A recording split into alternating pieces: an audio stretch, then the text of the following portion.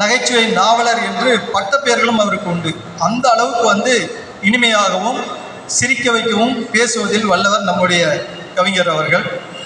அது மட்டுமல்ல, அவர்கள் சிரிப்பதற்காக சொல்லக்கூடிய அந்த நகைச்சுவை ஏதோ புத்தகத்தில் படித்ததாக இருக்காது, யாரோ சொல்லதை கேட்டதாக இருக்காது, நாம் ஏற்கனவே இந்த நகைச்சுவை கேட்டோமே அப்படிங்கிற ஒரு உணர்வு வராது.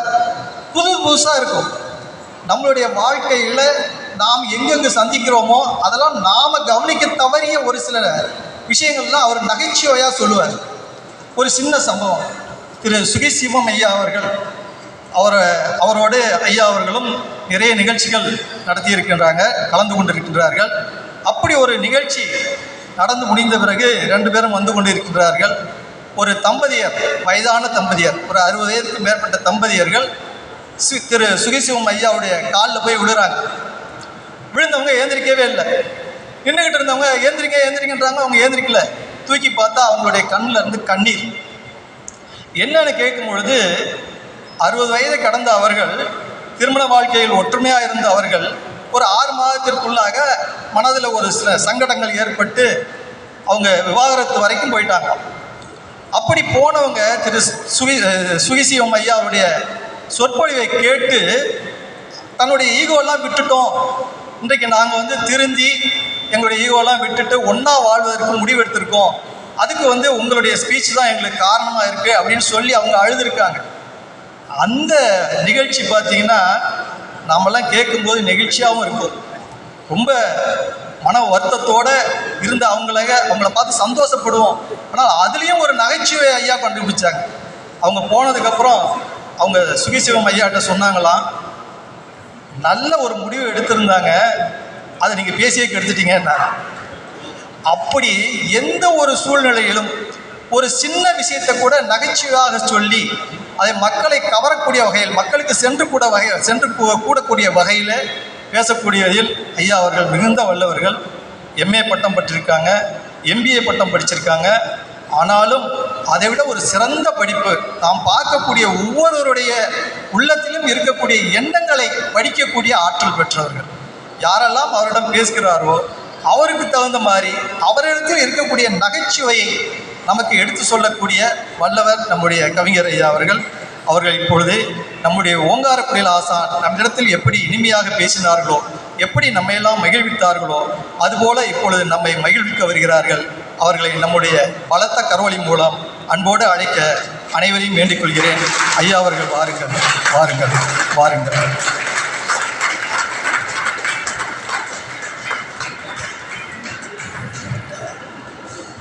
திரு மோகனசுந்தரம் ஐயா அவர்களுக்கு நம்முடைய சூடி ஆசான் அவர்கள், திரு ராஜேந்திரன் ஐயா அவர்கள் பொன்னாடை அணிவித்து கௌரவிப்பார்கள். அவருக்கு அனைவரும் கரவொலி எழுப்பி அவரோடு இணைந்து நாமும் அவரை கௌரவப்படுத்த வேண்டும் என்று அன்போடு கேட்டுக்கொள்கின்றேன்.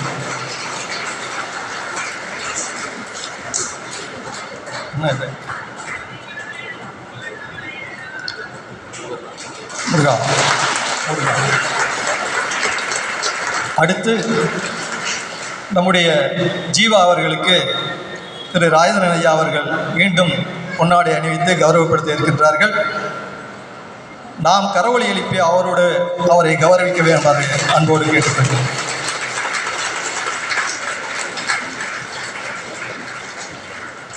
இனி அன்பே ஆன்மீகம் என்ற சிறப்பு சொற்பொழிவை நம்முடைய கவிஞர் அவர்கள் தொடர்ந்து நம்முடைய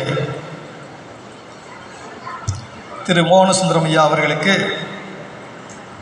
நம்முடைய அன்பர் பொன்னாடி அணிவித்து கௌரவிக்கின்றார்கள். அனைவரும் கரவொலி எழுப்புமாறு அன்போடு கேட்டுக்கொள்கின்றோம்.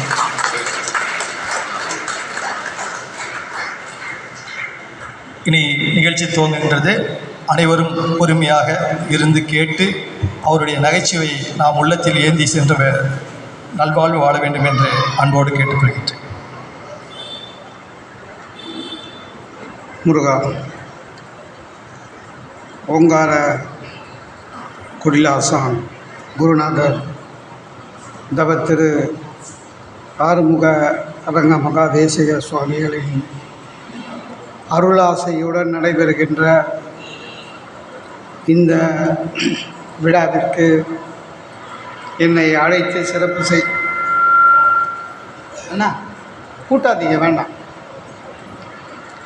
என்னை அழைத்து சிறப்பு செய்த அன்பு சகோதரர் திரு மாதவன் அவர்களுக்கும் ஆசானின் அருட்பெற்ற அனைத்து மெய்யன்பர்களுக்கும் இங்கே குழுமியுள்ள அனைவருக்கும் என்னுடைய பணிவான வணக்கத்தை தெரிவித்துக் கொள்கிறேன்.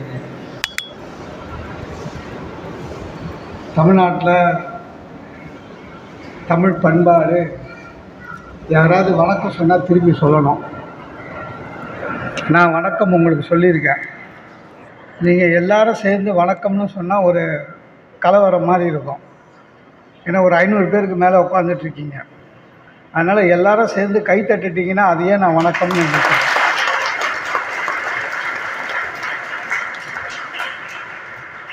எனக்கு முன்னால் பாடிய மலேசியாவிலிருந்து வந்திருக்கின்ற ஆசானின் அருள் பெற்ற திரு ஜீவா அவர்கள் மிக நன்றாக பாடினார். அவருக்கும் ஒரு கைத்தட்டு ஓடியை கொடுக்கணும்.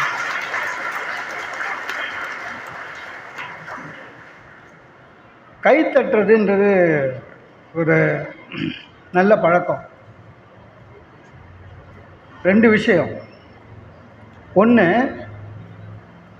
கை தட்டிங்க வச்சிங்க, நீங்கள் மற்றவர்களை பாராட்டுகிறீர்கள் என்று அர்த்தம்.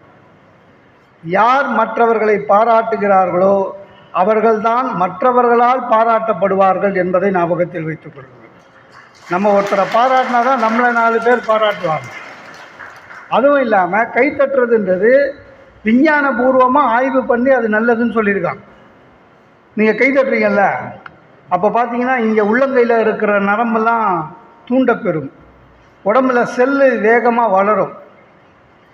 அப்படி வளர்ந்ததுன்னா என்ன பயன்னு சொன்னால், நம்ம ஆயுசில் 10 வருஷம் எக்ஸ்ட்ராவாக வரும்னு சொல்லியிருக்காங்க. அதனால் யார் யாருக்கு 10 வருஷம் எக்ஸ்ட்ராவாக வரணும்னு நினைக்கிறீங்களோ அவங்க கை தட்டுங்க. இருக்கிற பிரச்சனையில் இருந்த வரையும் போதும்னு நினச்சிங்கன்னா விட்டுருங்க.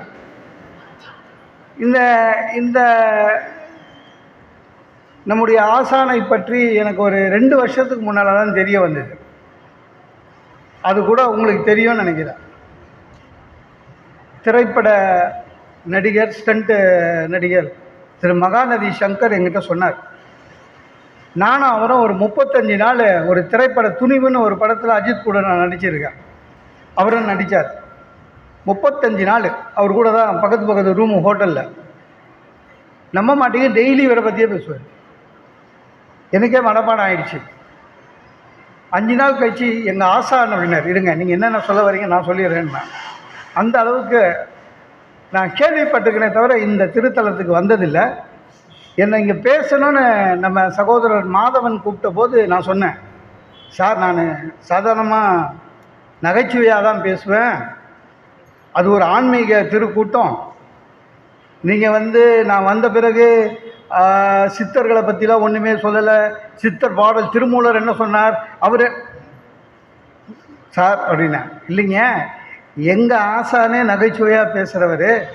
அவர் ஐயா சொன்ன மாதிரி தான். அவர் அறைக்குள்ளே உள்ள எந்த சஞ்சலம் இருந்து உள்ளே போனாலும் அவரை பார்த்த பிறகு வெளியே வரும்போது மனசு திருப்தியாக முகம் மலர்ச்சியாக வருவாங்க சார். அதுதான் எங்களுடைய ஆசானுடைய பெரிய பெருந்தன்மை, பெருமை. அதனால் நீங்கள் கலந்துக்குங்க அப்படின்னாரு. அதனால் நம்ம இங்கே வந்தோம். ஏன்னா சில சமயம் திடீர்னு அவர் நம்பர் எனக்கு தெரியாது. திடீர்னு வந்தோடனே சில சமயம் அப்படி தான் இருக்கும். நான்லாம் பேச்சாளர் தானே. அதனால் புது நம்பர் ஏதாவது வந்ததுன்னா ஏதாவது அமைப்பாளர் பேசுவாங்கன்னு ஒரு ஆசை. ஒரு தெரிஞ்ச ஒரு நாள் காலையில் 7:30 மணிக்கு ஒரு ஃபோன் வந்தது. 8 நமக்கு தெரிஞ்சது. வேலூர்காரு ஒரு அமைப்பு வச்சு நடத்துகிறார். சார் வணக்கம்னாரு. வணக்கம் சார்ண்ணே. உடனே நான் கேலண்டர் முன்னால் போய் நின்றுட்டேன். ஏன்னா எந்த டேட்டு சொல்கிறாரோ நம்மளுக்கு கரெக்டாக வருதா பார்க்கலான்றதுக்காக. அவர் சார் ஜனவரி 15 திருவள்ளுவர். சொல்லுங்கள் சார்ண்ணே, நான் ஃப்ரீ தான். சொல்லுங்கள் சார்ண்ணே, இந்த வாட்டி பொன்விழா ரொம்ப பிரம்மாண்டமாக கொண்டாடலான்னு இருக்கிறோன்னாரு. அப்போ மனசுக்குள்ளே ஓடுது, நம்மளும் மனுஷன் தானே, போன வருஷம் எவ்வளோ வாங்கணும் காசு, இந்த வருஷம் கொஞ்சம் கூட்டி சொல்லலாமா, ஏன்னா பிரம்மாண்டமாக நடத்த போகிறாருல, பொன்விழா வேறு அப்படின்னு அப்படி தான் ஓடுது. சொல்லுங்கள் சார்ண்ணே. அவர் கேட்டார், ஒரு நல்ல பேச்சாளர் இருந்தால் சொல்லுங்கள் அப்படின்னாரு. அப்போ நான் திட்டவும் முடியாதுங்க. அப்போ நான் பேச்சாளர் இல்லையான்னு கேட்க முடியாது. ஏன்னா அவர் ஒரு அமைப்பு வச்சுருக்காரு. இன்னும் 2 வருஷம் கழிச்சு கூப்பிடலாம். எதுக்கு பேரை கெடுத்துப்பானேன்னு. நல்ல பேச்சாளர் இருந்தால் சொல்லுங்கள் அப்படின்னாரு. ஆனால் எனக்கு கோபம், என் எதிர்ப்பை சொல்லணும்ல. டக்குன்னு நான் பண்ண கிருபானந்த வாரியார்னா அவர் ஒரு நிமிஷம் நிறுத்திட்டு, அவர் செத்துட்டாருங்களே அப்படின்னா. நீ என்ன கேட்ட? நல்ல பேச்சாளர்னு கேட்டேன். கிருபானந்த வாரியார் நல்ல பேச்சாளர் எனக்கு தெரிஞ்சு. இல்லை வேறு பேச்சாளர் இருந்தால் சொல்லுங்கன்னாரு. புலவர் கீரன்னு. சார் என்ன சார் செத்தவங்களே சொல்கிறீங்கன்னாரு. சார் நீங்கள் தானே நல்ல பேச்சாளர்னு வச்சுட்டாரு. அது மாதிரி மாதவன் சார் ஃபோன் பண்ணும்போது நான் நினச்சேன், சார் ஒருவேளை நல்ல பேச்சாளராக கேட்பாரோ என்கிட்டன்னு. இல்லை என்னையே தான் கேட்டார். ஒன்றும் இல்லைங்க, என்னென்னா சில பேர் கேள்வி கேட்டே நம்மளை சாவடிப்போம். இங்கே நம்ம ஊர்லேயும் நீங்கள் நிறைய பேரை பார்த்துருக்கலாம். யாரை பார்த்தாலும் இப்போ என்ன பண்ணுறீங்கன்னு கேட்பாங்க. பார்த்துக்கிறீங்களா? போன வாரம் தான் சொல்லியிருப்போம், இந்த வாரம் பார்த்து என்ன பண்ணுறீங்க? டேய் வாரமாக வேலை மாற்றுவோம். அவங்களுக்கு ஏதாவது கேள்வி கேட்கணும். இதே என்ன ஒருத்தர் கேட்டாங்க, என்ன பண்ணுறீங்கன்னா போன வாரம் தான் சொல்லியிருந்தேன், என்ன பண்ணுறீங்கன்னாரு. கோவம் வந்துச்சு எனக்கு, பேசுகிறேன் அப்படின்னா. அவனுக்கு கோவம் வந்துச்சு. இவன் மட்டும்தான் பேசுகிற மாதிரியும் ஊரில் எல்லாரும் ஊமை மாதிரியும் அவன் என்ன பண்ணிட்டான், சார் பேசுகிறேன்னு நான் சொன்ன உடனே பேசுகிற சரி சோத்துக்கு என்ன பண்ணுறேன்னா. நான் சொன்னேன், இல்லைங்க பேசுகிறேன்ல காசு கொடுப்பாங்கன்னு.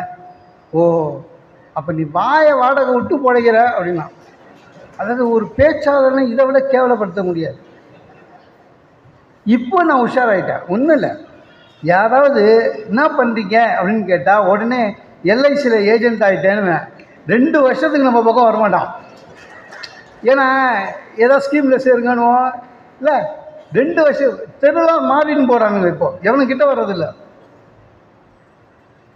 ஒவ்வொருத்தர்கிட்ட தப்பிக்கிறதுக்கு ஒன்று. எனக்கு ரொம்ப சார்கிட்ட கேட்டுருந்தேன், சார் இங்கே வர அன்பர்கள் எல்லாம் ரசிப்பாங்களான்னு. சார் சொன்னால் நல்லா ரசிப்பாங்கன்னு.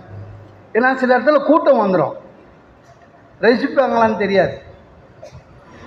நம்ம ஒன்று நினச்சி பேசினுப்போம், அவங்க தனியாக ஒன்று நினச்சி நிற்பாங்க. இல்லை எனக்கு அதெல்லாம் ஆயிருக்கு. அதாவது நாயன்மார் மூவர்னு ஒரு தலைப்பில் பேசினேன். எல்லாரும் திருப்பியும் நாயன்மார்கள் அப்படின்னோடனே அதே நான் நாயன்மார் என்னென்னா கிட்ட வரணுமா, அதே நாயன்மார்களை ஏன் சொல்லுவோம், புதுசாக சொல்லுவோமேனு எரிபத்த நாயனார், குங்குலிய கலைய நாயனார், இயற்பகை நாயனார், ஒவ்வொரு நாயனாரும் ஒரு அளவர் பக்தியாக சொன்னேன். 2 நாயனாரை சொல்லிவிட்டு இயற்பகை நாயனார் சொல்கிறேன். உங்கள் எல்லாருக்கும் தெரிஞ்சிருக்கும். இயற்பகை நாயனாருடைய பெயர் என்னன்னு சேக்கிழார் சொல்லலை. ஏன்னா அவருடைய தவம் என்னன்னா, அதை வெளியில் சொல்ல முடியாது. பேரை சொல்லாமல் இயற்கைக்கு புறம்பாக செய்ததால் அவர் பெயர் இயற்பகை நாயனார். அவருடைய சிவனடியார் அவருடைய என்ன இதுன்னா, சிவனடியார் வந்து எது கேட்டாலும் கொடுத்துருவார் இருக்கிறதில்ல. சிவன் அவரை சோதிக்கிறதுக்கு சிவனடியாராக வருவார். யார்? சிவனே. இயற்பகையை பார்த்து உங்ககிட்ட இருக்கிற பொருள் எனக்கு ஒன்று வேணும் அப்படின்வார். இயற்பகை நாயனார் கொடுக்குறேன் அப்படின்வார். என்ன வேணும் கேளுங்க சாமினாரு. உன் மனைவியை என் கூட அனுப்பிச்சிருன்னுவார். அதாவது ஒரு ஆண் தன்னிடம் இருக்கிற பொருள், கொடுக்க முடியாத பொருளில் மனைவி ஒன்று அடுத்தவங்கிட்ட. ஆனால் சிவனடியார் எதை கேட்டாலும் கொடுக்குறன்ற விரதம் இருந்ததுனால மனைவியை கொடுத்துட்டார். உருக்கமாக அரவர் பேசியிருக்கார். இறங்குறேன், படிக்கட்டுக்கிட்டே ஒருத்தர் நிற்கிறான். இப்போ வருவாரா அப்படின்னா,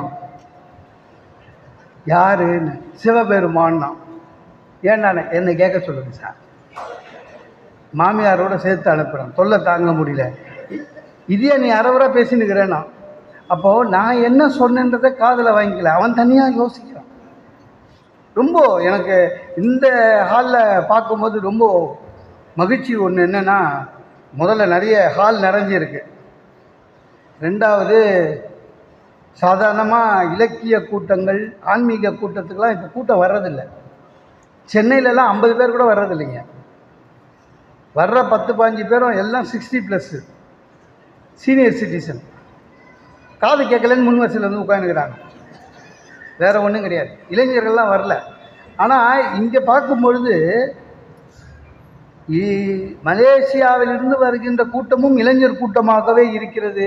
ஆசானுடைய அருள் உலகெங்கும் பெற்றவர்களெல்லாம் இளைஞர்கள் கூட்டம் இங்கே அதிகமாக இருக்கிறது என்று பேசுகிற பொழுது நம்ம அருள் பிரகாஷ் மாதிரி இளைஞர்கள் எல்லாம் ரொம்ப ரொம்ப அக்கறை எடுத்து சேவை செய்கிறத பார்க்கும்போது உண்மையிலேயே மகிழ்ச்சியாக இருக்கிறது. எனக்கு ஒரு தலைப்பு ஒன்று சொல்லியிருக்காங்க, அன்பே சிவம்னு, அன்பே ஆன்மீகம்னா. ஒன்று, நம்ம ஆசான் என்ன சொன்னாரோ அதுதான். ஆன்மீகம் என்றாலே அன்பு மட்டும்தான். ஆசான் பேசுகிற பொழுது சொல்கிறாரு, யார் யாரெல்லாம் ஏழைகளுக்கு உணவளிக்கிறார்களோ அவர்களை நான் வணங்கி மகிழ்கிறேன்றாரு. யார் நாம் யாரை வணங்குகிறோமோ அந்த ஆசான் சொல்லுகிறார், யாரெல்லாம் மற்றவர்களுக்கு அன்பு பாரித்து நீங்கள் உணவருந்து சொல்லுகிறீர்களோ அவர்களையெல்லாம் நான் வணங்குகிறேன் என்று சொன்னால், இந்த உலகத்திலே மிக மிக அத்தியாவசியமானது இன்றைய காலகட்டத்தில் அல்ல, என்றைக்குமே தேவை அன்பு மட்டும்தான். நம்மை போல மனித உயிர் மட்டுமல்ல, எல்லா ஜீவராசியிடம் அன்பு செலுத்துவது தான். அதுதான் ஆன்மீகத்தினுடைய அடிப்படை. சார், அருள் எப்படி பெற வேண்டும்னா, நிறைய பேருக்கு அருள் எப்படி பெற வேண்டும்? கோயிலுக்கு போகணுமா? இல்லை வீட்டிலே கும்பிட்டா போதுமா? உருவ வழிபாடா? இல்லை வேதங்களை போற்ற வேண்டுமா? இல்லை யாகங்களை செய்ய வேண்டுமா? இல்லை பலி கொடுக்கணுமா?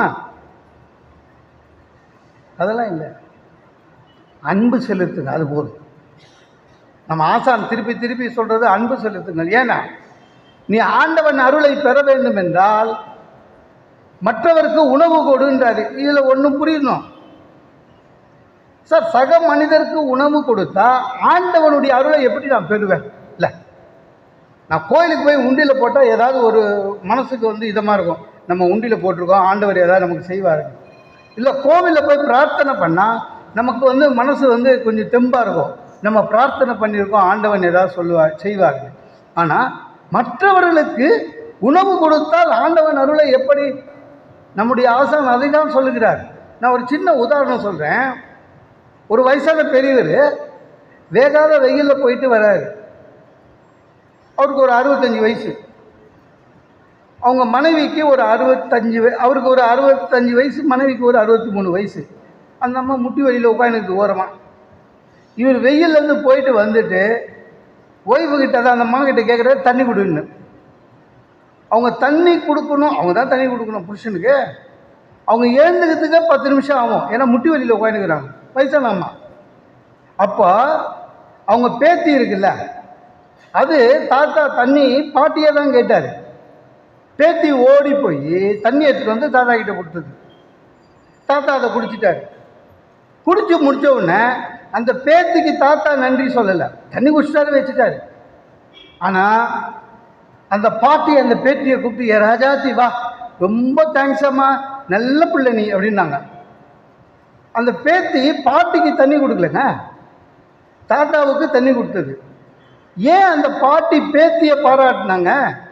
ஏன்னா தண்ணி கொடுக்க வேண்டியது பாட்டியுடைய கடமை, ஆனால் அந்த வேலையை பேத்தி செய்தில, எனக்கு பதிலாக நீ செய்கிறாய், அதனால் என்னுடைய அன்பு உனக்கு உண்டு. அதுதான் இந்த உலகத்தில் இருக்கிற உயிர்களுக்கெல்லாம் உணவிட வேண்டிய ஆண்டவனுடைய வேலையை நாம் செய்கிறோம் என்று சொன்னால் ஆண்டவனுடைய அருள் ஆட்டோமேட்டிக்காக நமக்கு வந்துடும், வேறு ஒன்றுமே இல்லை. இதைத்தான் ஆசான் திரும்ப சொல்கிறார். அவ்வளோதான் சார். மனதை வென்ற மகான்களை மட்டும் நீங்கள் கும்பிட்டா போதும்ன்ற. இப்போ மனங்களை வென்ற மகான்களை கும்பிடுகிறோம் என்று சொன்னால் நம் மனத்தை வென்ற இந்த மகானை கும்பிடுவது கூட இறைவன் அவர்களை நேரடியாக வாங்குவது என்றுதான் பொருள். ஆகவே நாமெல்லாம் உண்மையிலேயே கொடுத்து வைத்தவர்கள். அன்பு செலுத்தினால் போதும், உலகத்திலே இறைவனிடம் நேரடியாக அருள் பெற்ற நம்முடைய ஆசானை போல ஆசானுடைய அருளை நாம் நேரடியாக பெறுவதற்கான சாத்தியக்கூறுகள் இருக்கிறது. அதுதான் அன்பு என்பது அடிப்படை. அன்பு இருக்கா? நம்மள நிறைய பேருக்கு அன்புக்கு அர்த்தம் தெரியல. நிறைய பேர் மற்றவங்கள பார்த்து சிரிக்க மாட்டோம். முகம் தெரிஞ்ச ஒருத்தரை பார்த்தாலே சிரிக்க மாட்டோம். தெரிஞ்சவங்களை பார்த்தா எப்படி இருக்கீங்க, திடீர்னு யாராவது நம்மக்கிட்ட வந்து வணக்கம் சொன்னால் நமக்கு பயமாக இருக்குது, கடை கேட்டுற போகிறானோன்னு. ஏன்னா நம்ம அப்படி ஆகிட்டோம், வேறு வழி இல்லை. யாரையாவது பார்த்து நீங்கள் எப்படி இருக்கீங்கன்னு கேளுங்க, மகிழ்ச்சியாக இருக்கேன் சொல்லவே மாட்டான் சார். ஒவ்வொருத்தரும் ஒவ்வொரு டைலாக் வச்சுன்னு சுற்றின்னு இருக்கிறான். எப்படி இருக்கீங்க? ஏதோ இருக்கேன் சார். அதான் போனால் போதுன்னு இருக்கான். சில பேர் இருக்கான், எப்படி சார் இருக்கீங்க? ஏதோ உங்கள் புண்ணியத்தில் ஓடுதுன்னுவான். நம்ம பண்ண புண்ணியமே கம்மி, அதான் நம்மக்கிட்ட பிடுங்குவான். சில பேர் இருக்கான், ஞானி லெவலில் இருப்பான். எப்படி சார் இருக்கீங்க? மேலே இருக்கிறவன் வந்து கூப்பிட்டா போயிடுவேன். அதாவது இவரே போக மாட்டார். மேலே இருந்து சாமி கீழே இருந்து இவர் கையை பிடிச்சி கூட்டி போகணும். சார் நம்ம ஊரில் மட்டும்தான் சார், வெளிநாட்டிலலாம் 2 பிச்சைக்காரன் பார்த்தா கூட ஹவ் யூ ஃபைன் தேங்க்யூன்னு தான். நம்ம ஊரில் பார்த்தீங்கன்னா ஏழை பணக்காரன் எல்லாமே தான் சொல்கிறான். ஏன்னே தெரியல. ஏன்னா இவனுக்கு வந்து இல்லை நல்லா இருக்கணும்னு சொல்கிறதுக்கே கூச்சமாக இருக்குதா? என்ன ஒருத்தன் கேட்டான் எப்படி இருக்கீங்கன்னு, நல்லா இருக்கானே, அவன் மூஞ்சி சின்னதாகிடுச்சு. இவன் மட்டும் எப்படி நல்லா இருக்கும் சார்? நம்ப மாட்டேங்க, அவனுக்கு தாங்கல. அவனுக்கு உடனே சொல்கிறான் நல்லா இருக்கேன்னு. என்ன நான் நல்லா இருந்தேன்னா சார், இன்றைக்கி இருக்கிறவன் நாளைக்கு இல்லை நம்மகிட்டயே. நேற்று இப்படி தான் பக்கத்து வீட்டுக்காரன் என்கிட்ட 1:30 மணி வரையும் பேசினான். போய் படுத்தான், ஹார்ட் அட்டாக், சைலண்ட் அட்டாக்காக போயிட்டான் அப்படின்னா. என்னால் தாங்க முடியல, மனசாட்சியே இல்லாமல் பேசுகிறான்ட்டு நானும் விடலை. சார் எனக்கு எதாவது ஆச்சுன்னா கூட கவலை இல்லை, ஐ எம் வெல் செட்டில்டு. மெட்ராஸில் வாடகை வர மாதிரி ஒரு 3 வீடு சொந்த வீடு இருக்குது. பெரிய பணம் டெபாசிட் பண்ணியிருக்கேன் பேங்க்கில். ரொம்ப பெரிய பணத்துக்கு இன்சூரன்ஸ் போட்டிருக்கேன். என்ன கவலை இல்லை, வெல் செட்டில்டுண்ணே. சார் அவனால் தாங்க முடியல, மனசாட்சியே இல்லாமல் சொல்கிறான். இன்சூரன்ஸ் கம்பெனிலாம் முன்ன மாதிரி இல்லையா, பணம் வர்றதுக்குள்ளே நாமினியே செத்துடுறாங்களாம். அவன் என்னங்க பண்ணுவீங்க? எங்கள் மெட்ராஸ்லலாம் இருக்காங்க சார் ஆளுங்க. பக்கத்து ஃப்ளாட்டில் யார் இருக்காங்கன்னு தெரியாமலே 10 வருஷம் இருக்கிறவங்களாம் நான் பார்த்துக்கிறேன். அது அவனே சொல்கிறான்.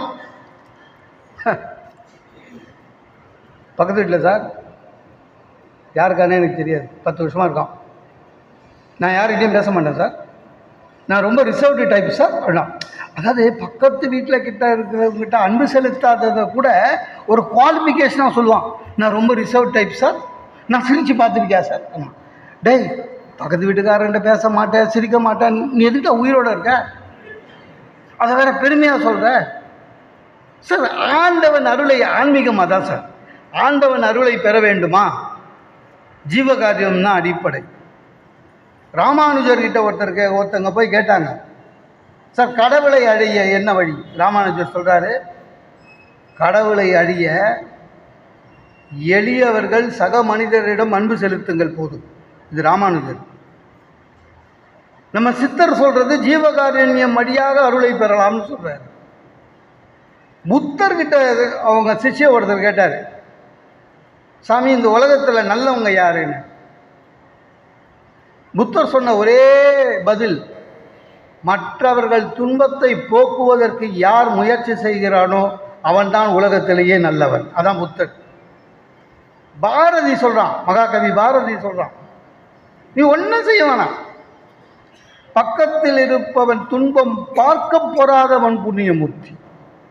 ஒருத்தர் பக்கத்தில் சக மனுஷன் கஷ்டப்பட்டானா, ஐயோ கஷ்டப்படுறானேன்னு சொன்னாலே போதும், அதை எண்ணினாலே போதும், அந்த அளவு. கவிஞர் கண்ணதாசன், கண்ணிலே அன்பிருந்தால் கல்லிலே தெய்வம் வரும். சார் ஜீவகாருண்யம் என்பது அன்பின் அடிப்படையில் வருவது. ஐயா ரொம்ப அற்புதமாக சொன்னார். ஐயா சொன்ன 3 குறிப்பும் அடிப்படை அன்பு தான். அன்பு வந்துடுச்சுன்னா இரக்கம் வரும், கருணை வரும், ஜீவகாருண்யம் அதுதான். மற்ற உயிர்களை நேசிக்க தோன்றும். அது எந்த அறிவாக இருந்தாலும் சரி, ஒரு அறிவு, 2 அறிவு, 3 அறிவு, எந்த அறிவாக இருந்தாலும் சரி, மற்ற ஜீவராசிகளை நேசிக்கின்ற, அதற்காக கஷ்டப்படுகின்ற, கவலைப்படுகின்ற எத்தனையோ குரங்குகளுக்கு தினம் தினம் உணவளிக்கின்ற ஒரே இடம் இதுதான். நான் கேள்விப்பட்ட வரையும் ஒரு குரங்கு, நான் சொல்லினே வந்தார், எனக்கு ரொம்ப அசந்து போயிட்டேன். நான் கேள்வி மேலே கேள்வி கேட்டேன். நீங்கள் போறீங்களே, குரங்குங்க ரெடியாக இருக்குமா சார்? நம்ம இடத்துல இருக்கிறவங்களுக்கு எல்லா சைக்காலஜியும் தெரியுது சார். சனிக்கிழமை ஆனால் அங்கே ஜனங்க வருவாங்க பெருமாள் கோயிலுக்கு. வர்ற ஜனங்க வாழைப்பழம், கீழப்பழம், பிஸ்கெட்லாம் போட்டுருவாங்க. அதனால் ஞாயிற்றுக்கிழமை போகும்பொழுது கொஞ்சமாக போடுவோம். ஏன்னா அதுங்க ஏற்கனவே எங்களுக்கு தெரிஞ்சிடும் சார். எடுத்தும் போய் சாப்பாடு வைக்கிறதுக்கு முன்னாலே எங்களுக்கு தெரிஞ்சிடும். பசியாக இருந்ததுன்னா எல்லாம் ஒன்றா வந்து கீழே உட்காருங்க, பசி இல்லைன்னா கொஞ்சம் தான் வந்து உட்காருங்க, மீதிலாம் மரத்து மேலேயே இருக்கவங்க. பாருங்கள், பிஹெச்டி பண்ணிக்கிறாங்க குறைஞ்சது. ஏன்? அந்த அளவுக்கு அந்த ஜீவன்கள் மேலே இருக்கிற அன்பும் கருணையும் காருண்யமும் தான். அதுதான் நம்முடைய மகான் இட்ட கட்டளை என்று சொன்னால் அதுதான் உண்மையிலேயே ஆன்மீகம். ரொம்ப ரொம்ப பெரிய விஷயம். நல்லது செய்யணும் சார், நல்லது செய்யணும். இப்போ பிரச்சனை என்னன்னா, இந்த காலகட்டத்தில் என்ன பிரச்சனைனா, நல்லது செய்யறதுலே பிரச்சனை இருக்குது. சில பேர் நல்லதாகவே நினைக்க மாட்டான். நான்லாம் கூட நல்லது செய்யணும்னு முதல்லலாம் நினச்சிருந்தேன். இப்போலாம் அப்படிலாம் நினைக்கிறதே இல்லை. ரொம்ப கஷ்டமாக இருக்குது. நம்ம மாட்டிக்கிறோம். இப்போல்லாம் யாரும் நிறைய பேர் பேங்க்கு போகிறதில்ல. அப்படியும் போனோம்னா நம்ம பசங்களாம் பார்த்துக்கிறீங்களா, பேங்க்குக்கு வரான் sir, bag, cooling glass, cellphone, காதில் வச்சுக்கிறது, செல்ஃபோனுக்கு ஒரு பேட்ரி எல்லாம் எடுத்துன்னு வரோம். பேனா மட்டும் எடுத்துன்னு வர மாட்டோம். பேங்க்கு போகிறவன் பேனா, அது நிறைய பேர் பார்த்துக்கிட்டிங்களா, பேனா அங்கே யார்கிட்ட பிச்சை கேட்பான். ஆனால் தமிழன் ரொம்ப தெளிவானவன். பிக்சர் முடிவு பண்ணுறா only in English. Excuse me, pen please சொல்லணும். கொடுத்தா திருப்பி கொடுக்க மாட்டான். அது ஒரு நல்ல பழக்கம்.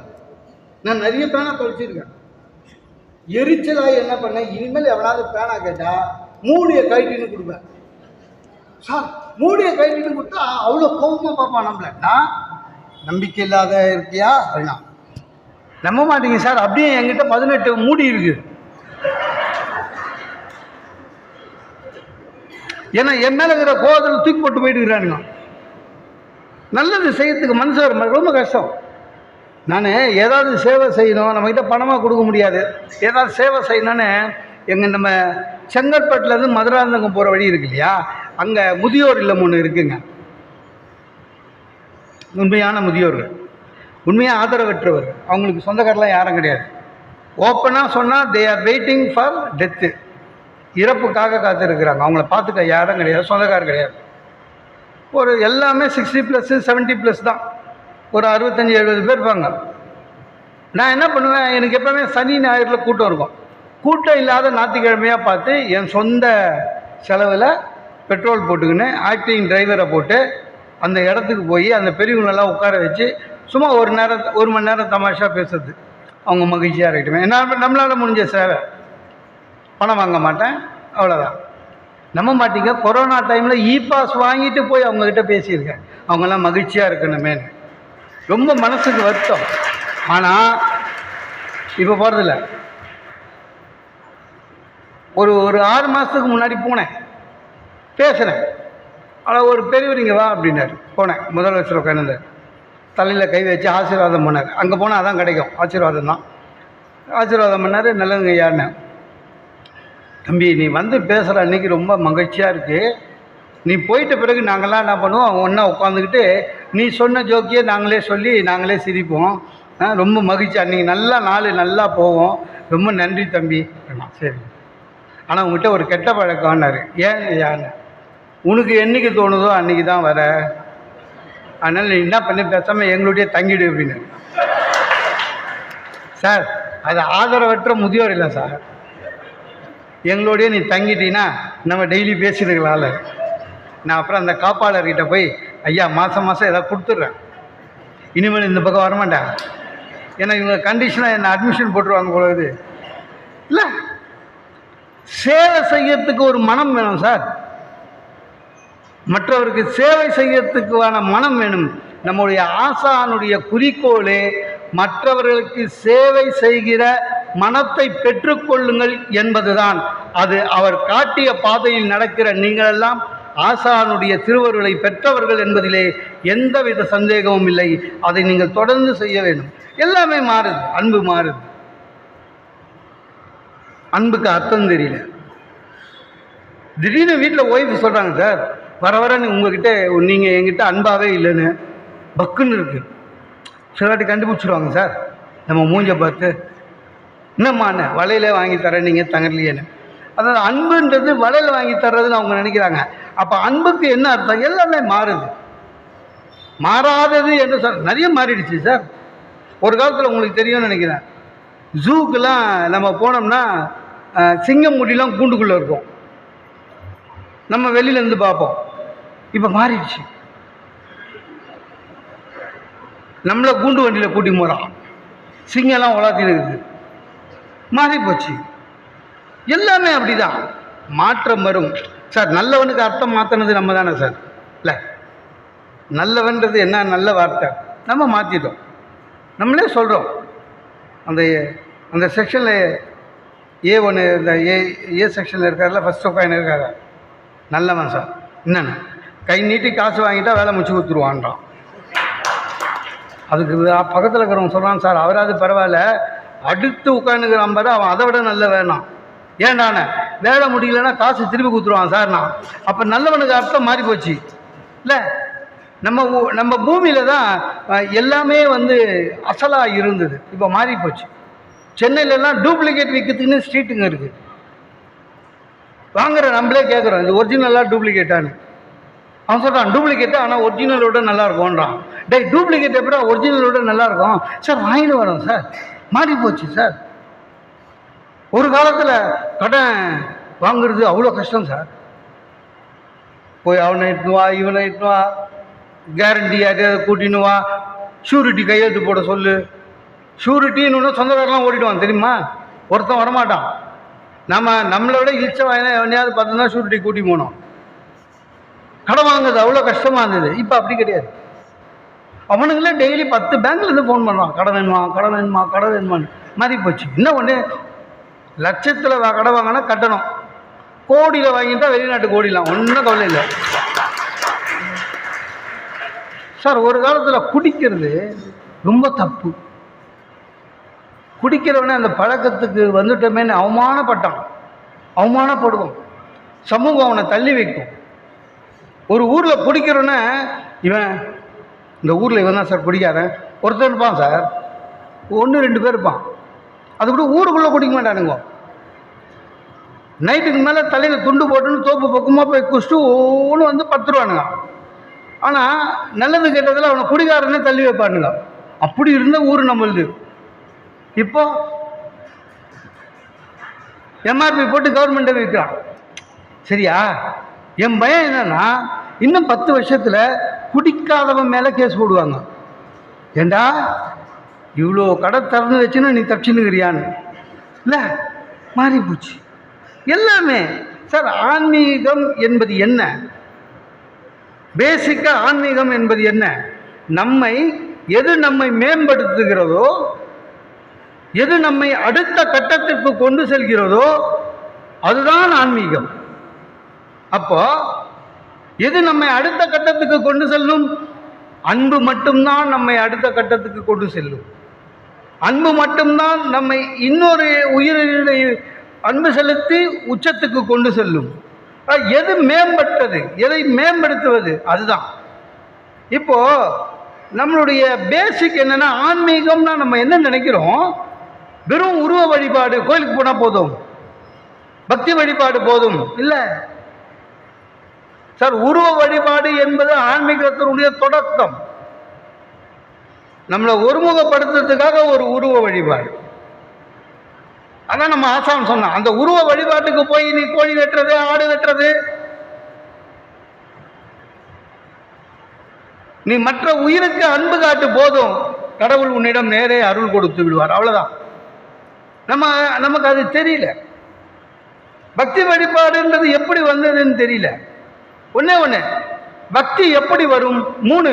ஒன்று என்ன சார்? பழக்கத்தினால் வரும். 2வது பயத்தினால் வரும். 3வது பகட்டினால் வரும். பழக்கத்தினால் வரும். என்னது? எங்கள் அம்மா என்கிட்ட சின்ன வயசுலேருந்து எனக்கு இன்னும் அந்த பழக்கம் உண்டு சார். எங்கள் அம்மா சொல்லி கொடுத்தது பழக்கம் என்ன? காலையில் எழுந்து வாய் கொப்பளிச்சுட்டு முகம் கழுவிட்டு குளிக்க வேண்டாம். அப்புறம் குளி. ஆனால் முகம் கழுவின உடனே விபூதி வைக்கணும். குளிச்சுட்டு அதுக்கப்புறம் விபூதி வைக்கிறது வேற. முகம் கழுவி காலையில் எழுந்தோடனே நெத்திக்கிடு. அது பக்தியா? இல்லை, பழக்கம். எங்கள் அம்மா பழக்கம். அது அப்படியே வந்து இப்போ என் குழந்தைங்களுக்கு அதே மாதிரி வருது. அப்போ பழக்கத்தினால் வருகிறது. இன்னொன்று பயத்தினால வருது. என்ன? கும்பலன்னா சாமி கோச்சிக்கும், தண்டனை கொடும். 3வது பகட்டினால் வருவது. நிறைய பேர் பக்தியை பகட்டாக்கிட்டான். நான் சார் டெய்லி கோயிலுக்கு போவேன் சார், உடம்பு சரியில்லைனாலும் கோயிலுக்கு போவேன். வெள்ளிக்கிழமையான அம்மன் கோயில் மிஸ்ஸே ஆகாது. அதை வந்து ஒரு 200 பேர்கிட்ட சொல்லுவான். அதுவா பக்தி? அது பகட்டு சார். ஒன்றும் இல்லை. யார் சொன்னான்னா நல்லது சொன்னது யார் சொன்னாலும் தப்பு இல்லைல்ல. இப்போ ஆந்திராவில் சந்திரபாபு நாயுடு சீஃப் மினிஸ்டர் ஆனார். இந்த அரசாங்க அதிகாரிகள்லாம் போய் சார் இந்த ஒரு மாதத்தில் கோவிலெல்லாம் உண்டியல் வசூல் நிறைய ஆயிடுச்சு. அப்போ சந்திரபாபு நாயுடு சொன்னாராம், ரொம்ப கஷ்டமாக இருக்குது கேட்குறதுக்கே. நான் ஏண்டாண்ணா உண்டியல் அதிகமாகுதுன்னா 2 விஷயம். ஒன்று பாவம் செஞ்சவன் நிறைய பேர் போட்ட பணம். 2 பாவப்பட்டவன் நிறைய பேர் போட்ட பணம். ஏன்னா பாவம் செஞ்சவன் சாமிக்கு கொடுக்குற லஞ்சம், ரொம்ப பாவப்பட்டவன் என்னை காப்பாற்றுன்னு சாமிக்கு கொடுக்குற நன்கொடை. அப்படின்னா உண்மையிலே அதான். எது வழிபாடு, எது பக்தி? டெய்லி கோயிலுக்கு போகிறதா? இல்லை. நம்மள நிறைய பேர், நான் மீட்டிங்கில் என்ன கோயிலுக்கு போவேங்க. என் ஃப்ரெண்டு கேட்பேன், என்ன அடிக்கடி கோயிலுக்கு வர, ஏதாவது பிரச்சனையா அப்படின்னா. அப்போ என்ன ஆயிடுச்சு, பிரச்சனைனா தான் கோயிலுக்கு வரணும்னு ஆயிடுச்சு. அதை விட இன்னொன்று சார், அவன் என்ன பயமுத்து வந்து டெய்லி கோயிலுக்கு வராதேன்னா.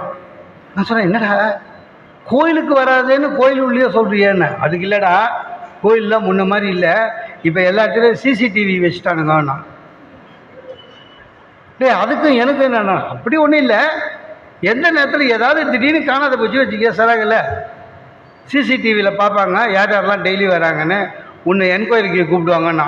சார் அதுக்கப்புறம் கோயில் உள்ள கால் வைக்கவே எனக்கு பயமாக இருந்தது சார். கோபுர வாசல்கிட்டே ஐயா சாமின்னு வந்துட்டேன். இல்லை, ஒன்றும் புரியல.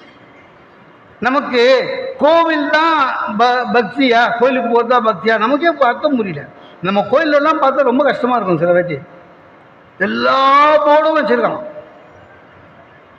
போர்டு மயமாக இருக்கும். தயவு செய்து கியூவில் இருக்கவும், ஏன்னா நிற்க மாட்டோம். ஒரு கோயிலில் போட்டுருக்கான் சார், ஆண்கள் தயவு செய்து லுங்கி கட்டி கொண்டு வர வேண்டாம் அப்படின்னு. ஏன்னா நம்ம லுங்கி கட்டின்னு கோயிலுக்கு போகிறான். மொபைல் ஃபோனை சுவிட்ச் ஆஃப் செய்யவும், அகல் விளக்கை மேடையில் வைக்கவும். ஏன் 10 ரூபாய்க்கு அகல் விளக்கு வாங்கி சாமிக்கே சூடு வைக்கிற மாதிரி கிட்டு போகிறான். அதை எடுத்து மேண்டில் வச்சுட்டு போடான்றாங்க. அமைதியாக நிற்கவும், இது மாதிரிலாம் போர்டு இருக்குது சார், பார்த்துக்கிறீங்க. ஒரே ஒரு போர்டு தான் மிஸ்ஸிங், தயவு செய்து சாமி கும்பிடவும். அதுதான் இல்லை. அந்த கியூ நிற்கிறது பார்த்துக்கிறீங்களா? இதில் ஆம்பளை கியூ வேறு, பொம்பளை கியூ வேறு. ஆம்பளை கியூவாவது கொஞ்சம் பெட்ரு. ஆம்பளைங்க நிற்கிறது பார்த்துக்கிறீங்களா? வீட்டில் இருக்க மாதிரியே நின்றுப்பான், மனசுக்குள்ளேயே கடவுளை வேண்டிப்பான். பார்த்துக்கிறீங்களா? ஆண்டவா, அடுத்த ஜென்மன்னு ஒன்று இருந்தால் நாய் நரி ஓகே, ஆம்பளையாக மட்டும் புடக்க வச்சுறாங்க. எங்கள் அம்மா கிட்டேருந்து என் ஒய்ஃபை காப்பாற்று, என் ஒய்ஃபுக்கிட்டேருந்து எங்கள் அம்மாவை காப்பாற்று, அந்த 2கிட்டேருந்து என்னை காப்பாற்று, மனசுக்குள்ளே வேண்டிவான். ஆனால் லேடிஸ் அப்படி இல்லை. அவங்களுக்கு இந்த நகை கடை, புடவை கடை, கோயில் எல்லாம் க்யூவில் நிற்கிதே, பேசினே வருதுங்க. அந்த ஐயரை பாவம் போயிட்டு கற்பூரத்தில் வந்து காமிக்கிறாரு. அந்த அம்மா கேட்குது ஐயரை பார்த்து, என்ன சாமி போன வாரம் கண்ணவனை ட்ரான்ஸ்ஃபர் பண்ணிட்டாங்கன்னு நினச்சா அப்படின்ச்சு. அந்த ஐயர் பக்குன்னு ஆயிடுச்சு. ஏற்கனவே அவர் ட்ரான்ஸ்ஃபர் பண்ணிட்டு வாங்கணும்னு பயத்தில் இருக்கிறாரு. ஒரு அம்மா சார், நான் நேராக பார்த்தேன் சார், ஒரு அம்மா தேங்காய் அத்தனை கொடுத்தாங்க, நானும் கொடுத்தேன்.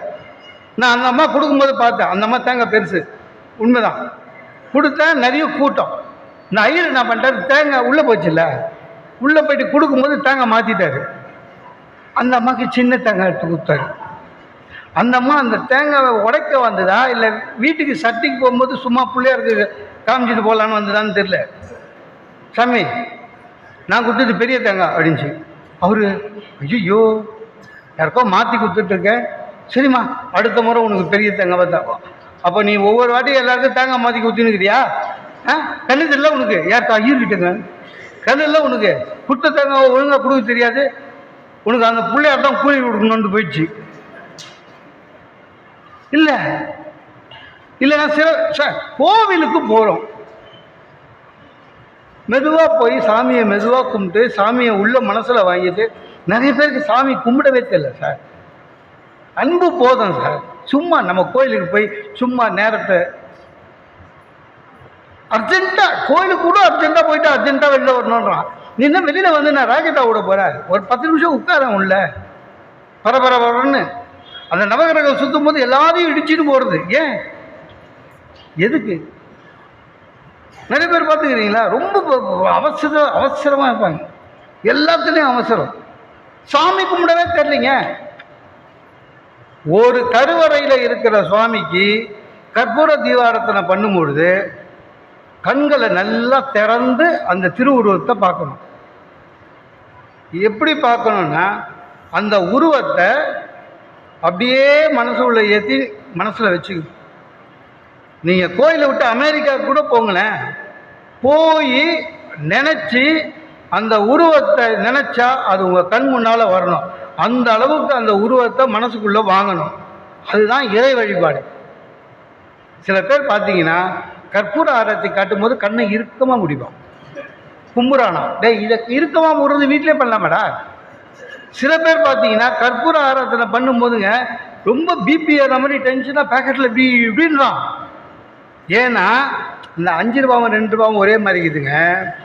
ஐயர் வரும்போது 2 ரூபாய்க்கு பேர் 5 ரூபா ஊங்குற போதுன்னு 2 ரூபா தேடுறான், சாமியை விட்டான். சில பேர் அதுக்கே வேண்டிப்பான், இந்த வாட்டி வரும்போது 2 ரூபாவாக வரணுமான்னு. இவங்களுக்கு என்ன பண்ணுறதுன்னு தெரியல. எது சிறப்பு தரிசனம்? எது சிறப்பு தரிசனம்? 10 ரூபா கொடுத்துட்டு போகிறதா, 20 ரூபா கொடுத்துட்டு போதா? இல்லை. நந்தனார் சிதம்பரத்துக்கு போகும்போது நந்தி மறைச்சது.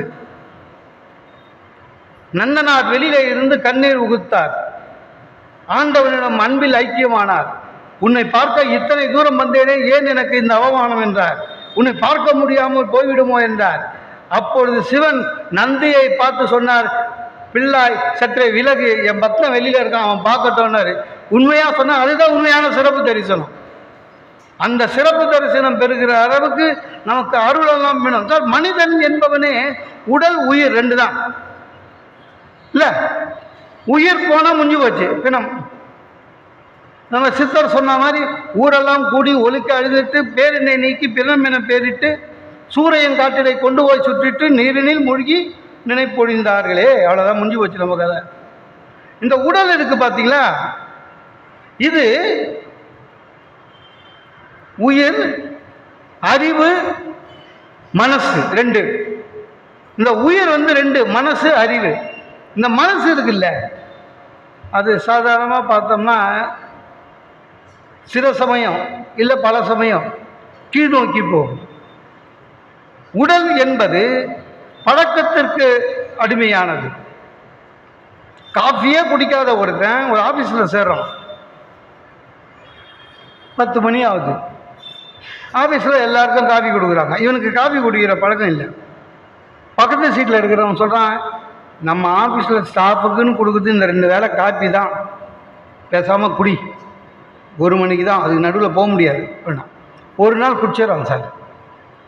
ஒரு நாள் குடித்து 2 நாள் குடித்து இந்த உடம்பு என்ன ஆகுது, 3ஆவது நாள் 10 மணி ஆனால் இவன் கேட்குறான், இன்னும் காஃபி கொடுக்குற பையன் இன்னும் வரலன்னு.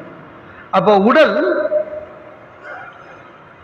பழக்கத்திற்கு அடிமையாகி விடுகிறது. அப்போ உயிர் எப்படி இருக்குன்னா,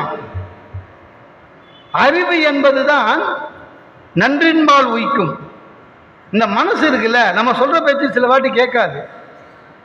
வள்ளலார் சொல்றாரு, இந்த மனசு இருக்குல்ல, அது சின்ன பையன் மாதிரி. மனமான ஒரு சிறுவன் மதியான குருவையும் மதித்திடான். அதாவது சின்ன பசங்க ஆசிரியர் சொல்ல கேட்காத மாதிரி இந்த மனசு அறிவு சொல்ல கேட்கவில்லையேன்னு கவலைப்படுறார். ஏன்னா அறிவு எப்பொழுதுமே நன்றின்பால் உய்க்கும். தூய நல்லறிவு சுடர்விடும் ஜோதின்னு சொல்றது என்ன? அறிவுன்றது கெட்ட விதத்திலையும் பயன்படும். இப்போ தீவிரவாதிகளும் அறிவு இல்லையா? அறிவு இருக்கு. ஆனால் வள்ளலார் காக்கின்ற அறிவு என்ன தெரியுமா? சுடர் அறிவு, நல்லறிவு, சுடர்விடும் என்ற ஜோதி அறிவு. இதெல்லாம் இல்லைங்க, அடிப்படை ஒன்றே ஒன்று, அன்பு, காருண்யம். அகத்தில் நிறைய பேருடைய பிரச்சனை என்னன்னா, புறத்தோற்றத்திற்கு நீங்கள் எப்பொழுது மதிப்பளிப்பு தருகிறீர்களோ அப்பொழுதே உங்களுக்கு அருள் கிடைக்காது, ஞாபகத்தில் வைத்துக் கொள்ளுங்கள். புறத்தோற்றத்திற்கு சித்தர்கள் பாடி வைத்தது எல்லாமே அதுதான். அன்பும் கருணையும் வந்துவிட்டால் தோற்றத்திலே எந்த வகையிலும் வேறுபாடு இருக்காது. ரொம்ப கஷ்டம். எப்பொழுது உண்மையிலேயே ஆண்டவன் அருள் வரும் என்றால், எப்பொழுது நீங்கள் மற்றவர் மீது அன்பு செலுத்தி ஆண்டவனை உள்ளத்திலே எடுத்துக்கொள்கிறீர்களோ அப்பொழுதுதான் ஆண்டவனுடைய அருள் வரும். ஒரு சின்ன இது, ஒரு ஊரில் தேர் விழா, தேர் 4 மாத வீடு சுற்றி வந்து நின்றுச்சு. அந்த நேரத்தில் அந்த ஊரில் கார்ப்பரேஷன் லாரி வந்தது, குப்பாளுற லாரி. இந்த குப்பாளுற லாரி என்ன பண்ணிடுச்சிங்க, இந்த தேரை பார்த்து ஒரு கேள்வி கேட்டுது. கொடுத்து வச்சவன் நீனு. தேர் சொல்லிட்டா என்ன? இல்லை, இந்த ஜனங்க எவ்வளோ நன்றி கெட்டவங்க பார்த்தியா? நீ 364 நாள் தேரடியில் ஒரே நிலையில் நிற்கிற, ஒரே ஒரு நாள் 4 மாத வீதி மட்டும் சுற்றின்னு வரேன்.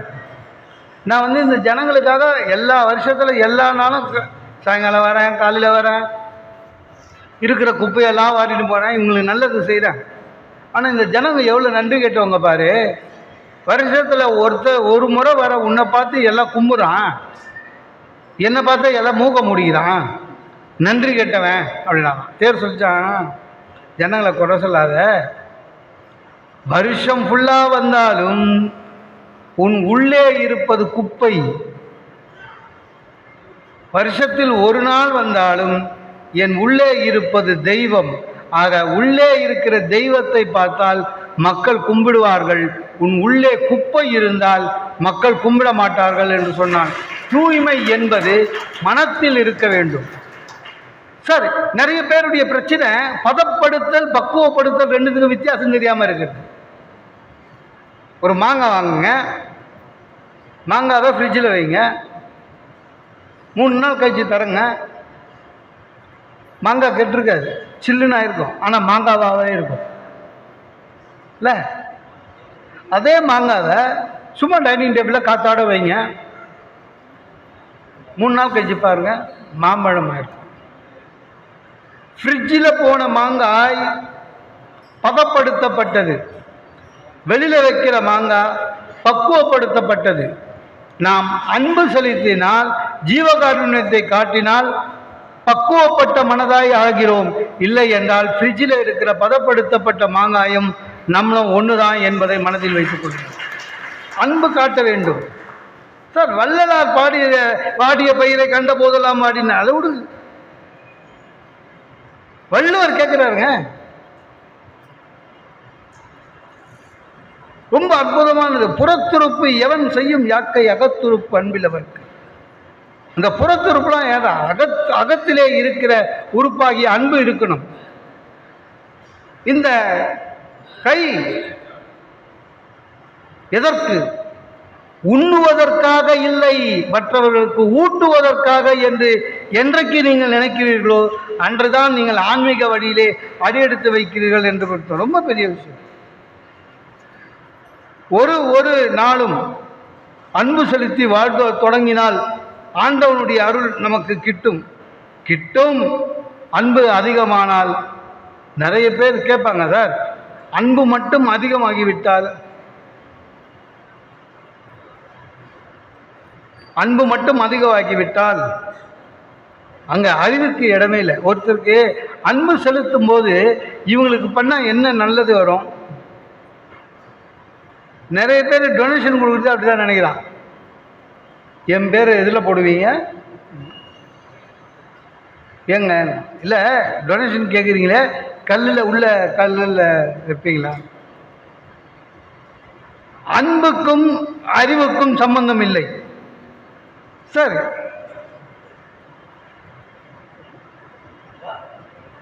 சார் அன்பு மட்டுமே சார், ஒன்றும் இல்லை. கண்ணப்ப நாயனார் ஒன்று போதுங்க. அவருக்கு வழிபாடு தெரியாது, பக்தி இது தெரியாது, உருவ வழிபாடு தெரியாது.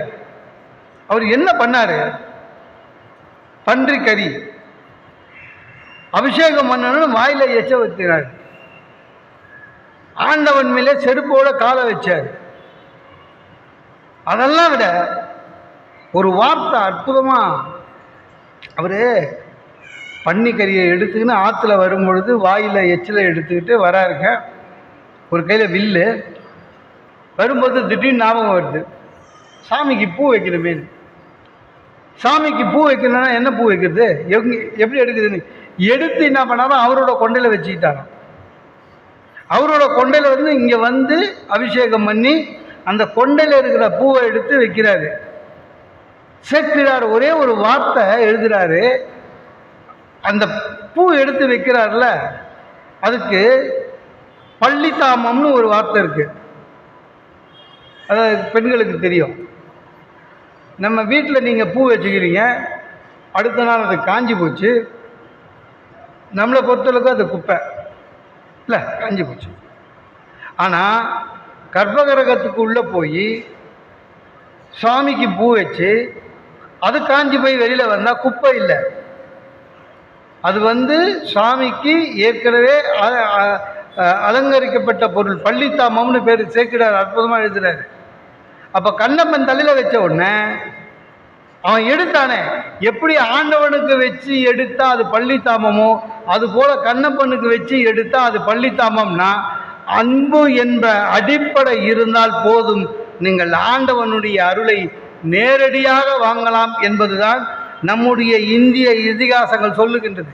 ஒன்றும் இல்லை சார், அது சொல்லும் போதே ரொம்ப அற்புதமான ஒரு பாட்டுங்க. 2வது கண்ணை வைக்கும் போது பயந்துட்டாரு சிவன். சேக்கிழார் எழுதுறாரு, நில்லு கண்ணப்ப நில்லு கண்ணப்ப நில்லு கண்ணப்ப. தப்பு கிராமர், இந்த தமிழாசிரியர்கள் இருந்தால் தெரியும். நில்லு அப்படின்னு வராது, கவித்துவம் இல்லை. ஆனால் ஈசனுக்கு என்னன்னா, இவன் வேட படிக்காதவன், இவங்கிட்ட கவித்துவமெல்லாம் பேச ஆரம்பித்தா புரியுமோ இல்லையோன்னு அவன் லாங்குவேஜுக்கு இறங்குறாரு. நில்லு நில்லு கண்ணப்ப நில்லு கண்ணப்ப நில்லு கண்ணப்ப. இன்னொன்று, ஒரு வார்த்தையை எந்த கவிஞனும் 3 முறை சொல்ல முடியாது, 2 முறை தான் சொல்லலாம், அதான் இலக்கணம். ஆனால் 3 முறை சொல்லுகிறான் சிவன் என்று சொன்னால் அதுதான் உண்மையான அன்பின் அடையாளம். ஆண்டவன் அவனை புரிஞ்சுக்கிட்டான்னு அர்த்தம். சார் அன்பை புரிஞ்சுக்கிறதுக்கு அறிவு தேவையில்லை சார். என்ன பாரி என்பவன் முல்லைக்கு தேர் கொடுத்தான். ஒருத்தன் சொன்னான், அவசியமா சார், ஒரு ராஜாக்கு இதெல்லாம் தெரியாதா? ஒரு குச்சி வைக்க வேணாம தேரை கொடுத்துட்டு போயிருக்கான், லூசா சார் அவன் கேட்பான். ஏன்னா இப்போ பசங்களாம் ரொம்ப புத்தாரி ஆகிட்டான். இந்த பசங்களை நம்மள மாதிரி இல்லை சார், நம்மளாம் மனப்பாடம் பண்ணி ஏதோ பாஸ் பண்ணிட்டோம். இப்போ பிறகுற பசங்க ரொம்ப அநியாயம் பண்ணுறாங்க, ரொம்ப புத்தாரியாக இருக்கானுங்க. என் ஃப்ரெண்டு தமிழ்வாதியார் அவர் சொன்னார், இந்த பசங்க பேப்பரை திருத்ததே கஷ்டமாக இருக்குன்னாரு. ஏன்னா நமக்கெல்லாம் கேள்விக்கு பதில் தெரியலன்னா விட்டுருவோம் சாய்ஸில், இல்லைன்னா வேறு வழி இல்லைன்னு. இவன் கேள்விக்கு பதில் தெரியலனாலும் எழுதுறான்.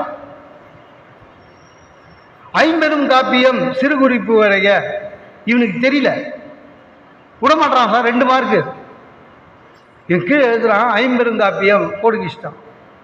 போடுகிஷ்டு இது 5 காப்பியம், 5 பெருங்காப்பியம், 5 நல்ல காப்பியம். முடிஞ்சு போச்சு. நீங்கள் இது தப்புன்னு சொல்லுவீங்களா சார்? டேய் நீ என்ன கேட்ட ஐம்பெருங்காப்பியான்னு? அதான் இது. அதை விட என்னன்னா, எழுதி முடிச்சுட்டு கீழே இதை லைக் பண்ணுங்க, கமெண்ட் பண்ணுங்க, ஷேர் பண்ணாதீங்க, மார்க்கு மட்டும் போடுங்கன்னு எழுதி வச்சுக்கிறான். இவங்களை என்ன பண்ணுறது? அதான் பாரி முல்லைக்கு தேர் கொடுத்தார், பேகன் மயிலுக்கு போர்வை கொடுத்தார். சார் அன்புன்னு வந்துச்சுன்னா அறிவு மட்டும் போட்டு, காருண்யம்னு வந்துடுச்சுன்னா அறிவு மட்டும் போட்டு. ஒரு மாட்டை பார்க்குறோம், சாப்பாடு கொடுக்குறோம், நம்ம யோசிக்க மாட்டோம்ல, இதுக்கு நமக்கு முன்னால் எவனாவது போட்டிருப்பானா? ஏன்னா அது பதில் சொல்லாது.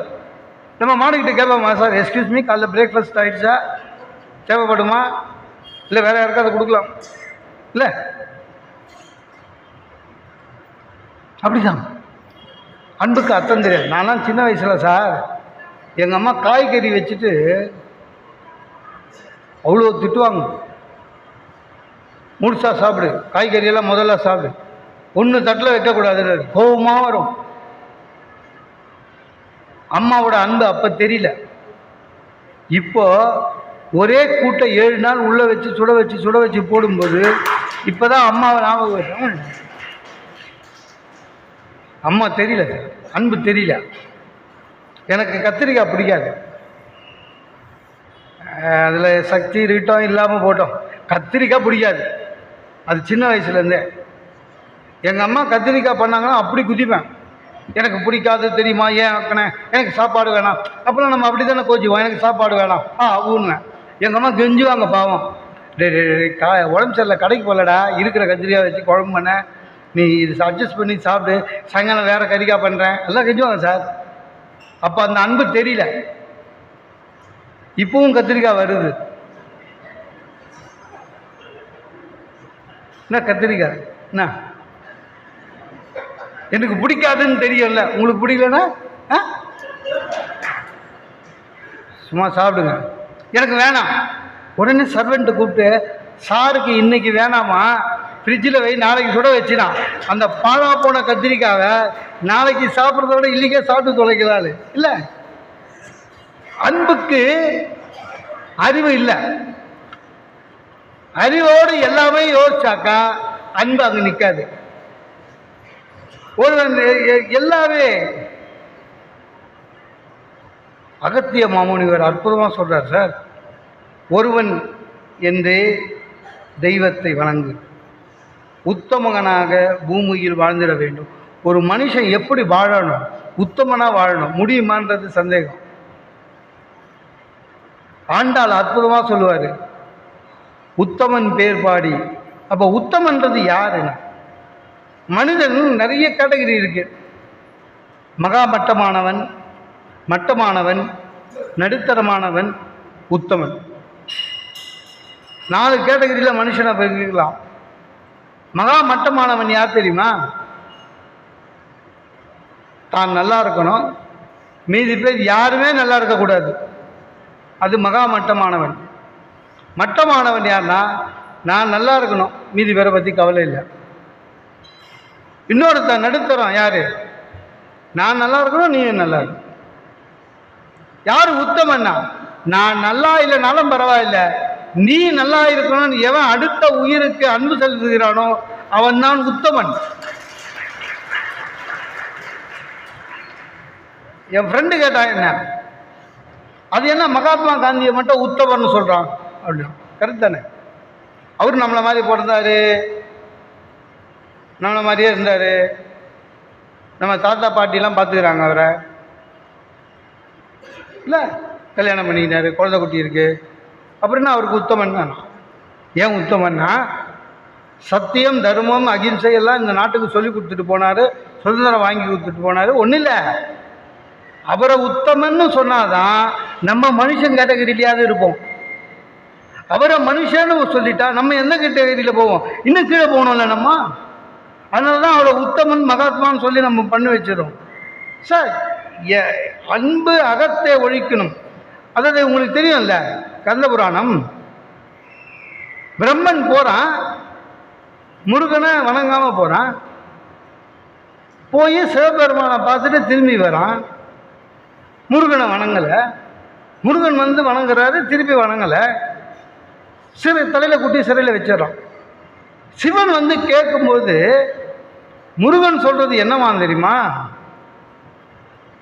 நின்னை வந்தனை செய்யணும் தன் அகந்தை நீங்கியான்னா. அப்ப என்ன முருகன் சிவனிடம் சொல்லுகிறான், இல்லை இல்லை, உங்களை பார்த்த பிறகு கூட, உங்களுடைய ஆசீர்வாதம் வாங்கியும் கூட ஒருவனுக்கு அகந்தை போகவில்லை என்றால் அவன் பக்திமான் இல்லை.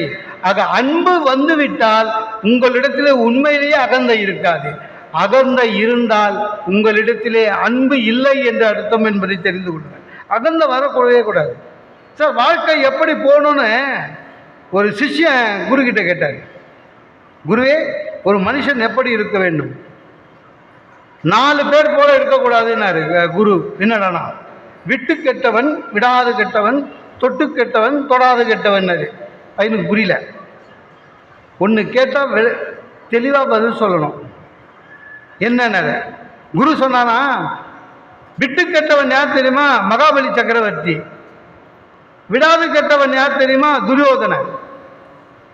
தொட்டு கெட்டவன் யார் தெரியுமா? பத்மாசுரன், தானா தொட்டது. தொடாம கெட்டவன் யார் தெரியுமா? இலங்கை வேந்தன். வேதவதி சாபத்தினால சீதையை கடைசி வரை தொல்ல. அப்போ அன்பு இருந்தால் ஒழுக்கம் வந்துவிடும்.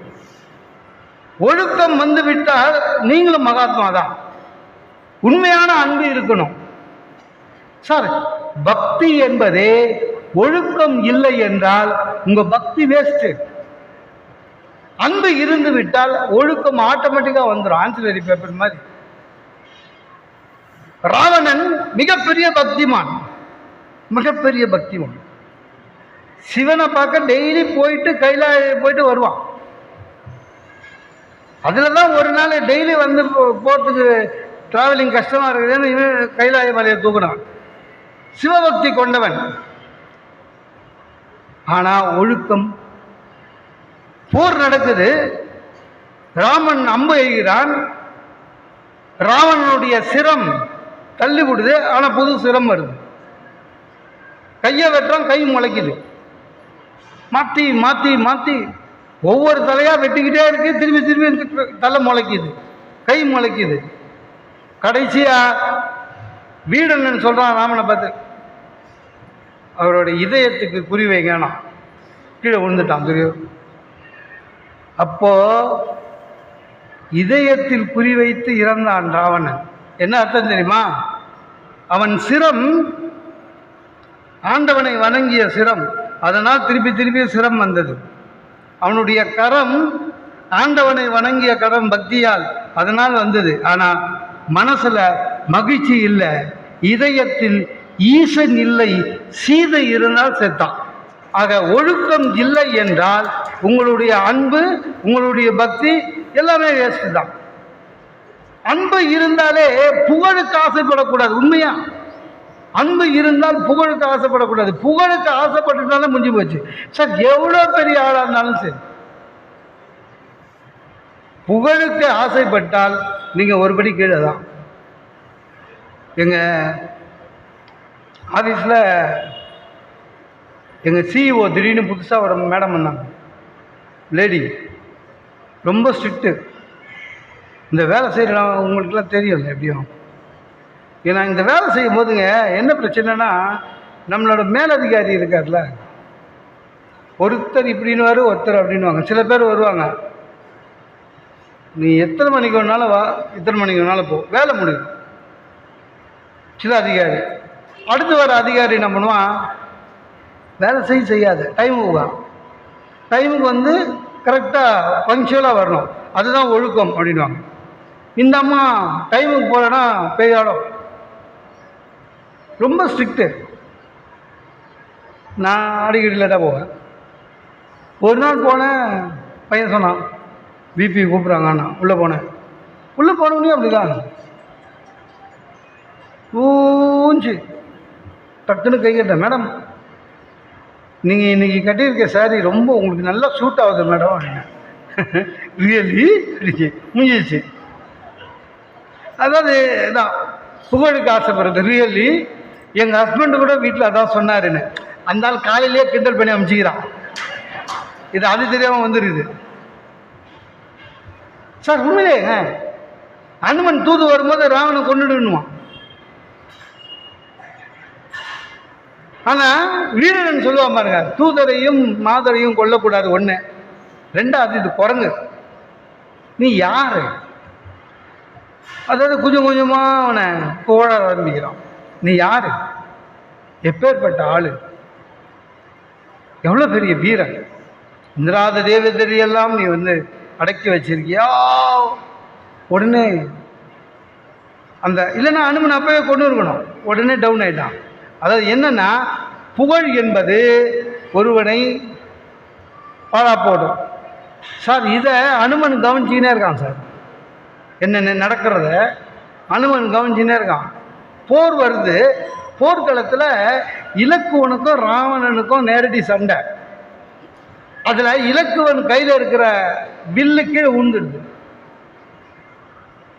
ஒரு செகண்ட் தான், அடுத்தது இலக்குவன் செத்து போயிடணும். ஏன்னா ராவணன் ஃபுல் ஃபோர்ஸில் இருக்கான். அந்த நேரத்தில் அனுமனுக்கு அது ஞாபகம் வருது. எது? நம்ம ராவணனை புகழ்ந்தா அவன் கொஞ்சம் இறங்குவான்னு. டக்குன்னு ராவணன்கிட்ட அனுமன் கேட்பான், ஒன்று செய், நான் குரங்கு தானே, நீ என்ன ஒரு குத்து, நான் உன்ன ஒரு குத்துறேன்னா அப்படியே டைவெர்ட் ஆகிடுவான். அதாவது புகழ் என்பது யார் புகழுக்கு மயங்குகிறார்களோ அவர்கள் காருண்யமோ அன்போ சரி வர மாட்டார்கள். அன்பு என்பது எல்லாவற்றையும் மீறி தனித்துவமாக தெரிவது, அதுதான் உண்மை சார். பக்தி என்பதே மனத்திலே எப்பொழுதும் ஆண்டவனை சிந்திக்க வேண்டும். இந்த பூஜை பண்ணுறதெல்லாம் கூட பக்தி அன்பு இருந்தால் போதும். வீணா பூஜை வேணாம். நம்ம ஆசான்னு சொல்கிறது அதுதான். ஆடு வெட்டுறது, கோழி வெட்டுறது, சாப்பாடு போட்டு போதும். நமக்கு அது தெரியல, பூஜை தெரியல. எல்லாம் வீட்டுக்குள்ளேயே நல்ல பூஜை. எங்கள் வீட்டில் சார் காலையில் 30 நிமிஷம் பூஜை பண்ணாமல் வெளில வர மாட்டேன். போய் காலிங் பெல் அடிக்கும், கும்பிட்டுக்கினே குரல் கொடுப்பான், யார் பாரு அப்படின்னா. திடீர்னு சமையல் ரூம்லேருந்து பொங்கல் வாசனை வரும். காலையில் பூரிக்கிழங்கு செய்ய சொன்னோம், என்ன பொங்கல் வாசனை வருதுன்னு யோசிப்பான். அப்போ என்ன அர்த்தம்? பக்தி பஞ்சர் ஆயிடுச்சுன்னு அர்த்தம். எனக்கு ரொம்ப சிரிப்பு என்ன தெரியுமா, கோவிலில் கூட சுற்றி வந்துட்டு சார் உட்கார சொல்கிறாங்களே, ஏன் உட்கார்ந்து என்ன பண்ணணும்? அந்த தெய்வத்தை நினச்சி உண்மையிலேயே உங்கள் வேண்டுதல்கள்லாம் உட்கார்ந்த மாதிரி ஆண்டவன்கிட்ட சொல்லணும். யாராவது சொல்கிறோமா? இல்லை. அது என்னன்னு தெரியல. சுற்றி வந்த உடனே அந்த தேங்காவை அதுலேயே உடச்சி அந்த தேங்காய் பத்தியை சாப்பிட்டு அந்த மூடியை கூட தூக்கி போடாமல் நடுவழியில் போட்டு டயபெட்டிக் பேஷண்ட் எவனாவது காலில் ஏறி ஒரு விதத்தில் நம்மளுக்கு ஒரு ஒழுக்கம் கிடையாது சார். ஏதாவது ஒன்று செஞ்சோ நான் இது பார்த்துருக்கேன் நிறைய வாட்டி. நம்ம லேடிஸு குத்துவிளக்கு பூஜை பண்ணுவாங்கள்ல, யார் மந்திரம் சொல்கிறாங்கன்னே தெரியாது சார். இந்த மாதிரி பவானி ஜமுகாலம் போட்டு வச்சுருப்பாங்க. நல்ல பட்டு போடுவார்.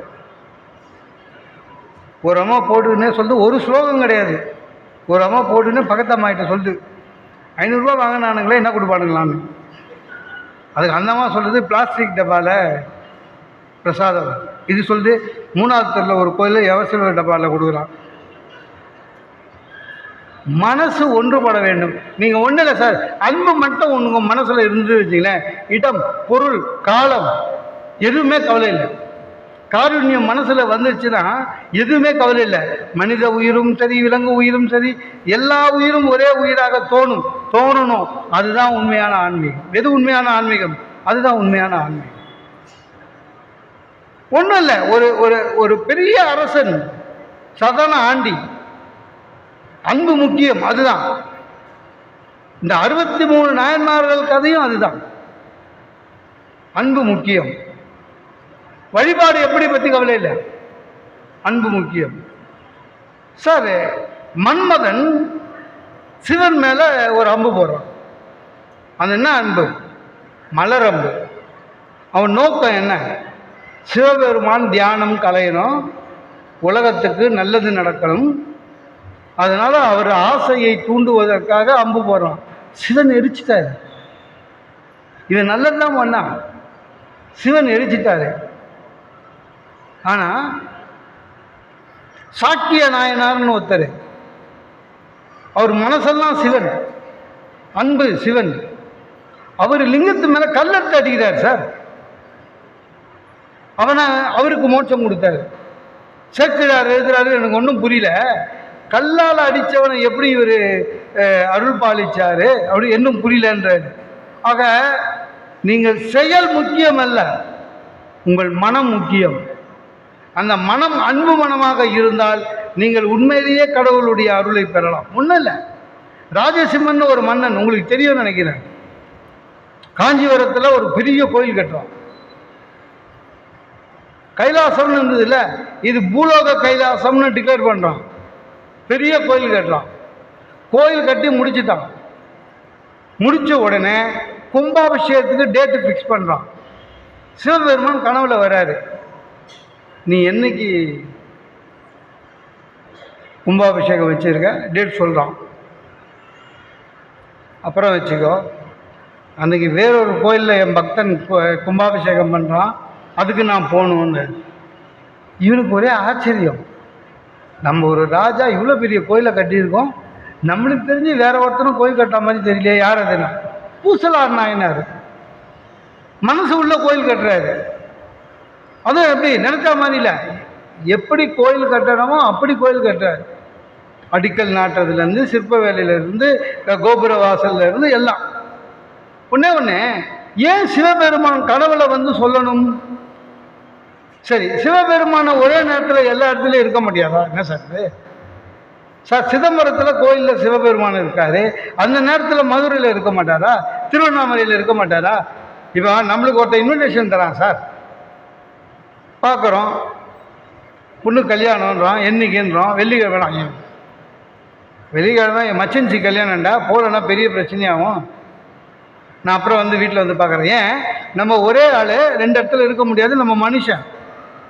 சிவன் மனுஷனா? இல்லை, தெய்வம் எல்லா இடத்துலையும் எப்பவும் இருப்பார்.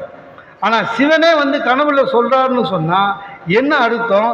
நீ கல்லால் எவ்வளவு பெருசாக கட்டினாலும் பரவாயில்லை, அன்பால் ஒருவன் கட்டி இருக்கின்ற கோயிலுக்கு நான் போகிறேன் என்று சொன்னால் அன்புதான் உண்மையான ஆன்மீகம் என்பதை நம்முடைய முன்னோர்கள் சொல்லியிருக்கிறார்கள். அதான் முக்கியம். எது என்ன அன்பு பற்றி பார்த்தோம்னா மனிதநேயம்.